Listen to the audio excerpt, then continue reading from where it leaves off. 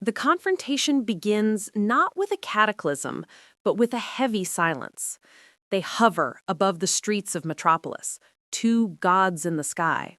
One, a symbol of hope. The other, a monument to fear.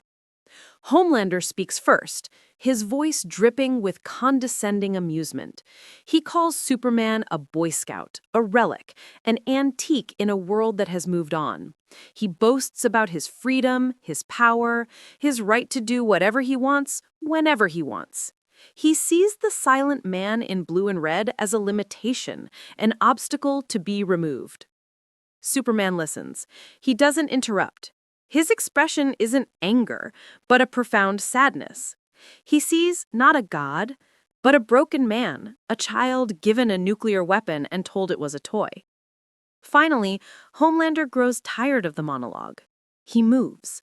A blur of white and gold, a sonic boom that shatters windows for blocks.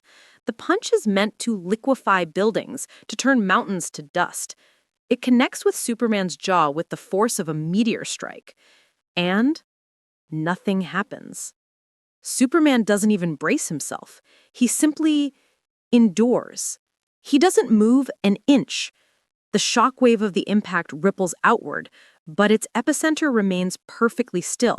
For the first time, Homelander sees something in the Kryptonian's eyes that isn't fear or awe. It's pity. The smirk on Homelander's face evaporates, replaced by a flicker of something he's never truly felt: dread.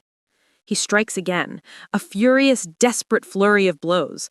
Fists that have torn through steel and flesh hammer against an immovable object. It's like a toddler trying to knock down a skyscraper. When the tantrum subsides, Superman raises a hand, not to strike, but to stop. "Is that all?" he asks, his voice calm, yet carrying the weight of a dying star. "All that power, and you use it with the grace of a storm, breaking everything you touch." Homelander's eyes begin to glow red with rage. He unleashes his heat vision, a wild, uncontrolled blast of fury meant to incinerate. But Superman is faster. Two thin, surgical beams of crimson light lance out from his own eyes. They don't hit Homelander. They hit the buttons on his golden epaulets, melting them clean off his suit without so much as singeing the fabric. A demonstration of absolute, terrifying control. Homelander stumbles back in the air, his breath catching in his throat. This isn't a fight. It's a lesson. He screams, threatening to level the city, to burn everyone, to show what real power is.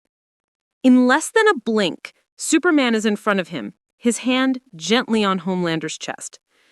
"You could," Superman says, his voice a whisper that silences the city below. "But I am faster than your thoughts. I could unmake you before you could even decide to harm a single soul. Your strength is a spectacle. My power is a responsibility." Homelander looks into those ancient, calm eyes. He sees not an enemy to be beaten, but an inevitability, a standard he could never, ever reach.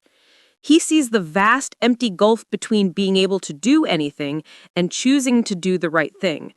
The most powerful being on his planet was defeated not by a fist, but by a mirror that showed him what true strength, tempered with compassion, really looks like.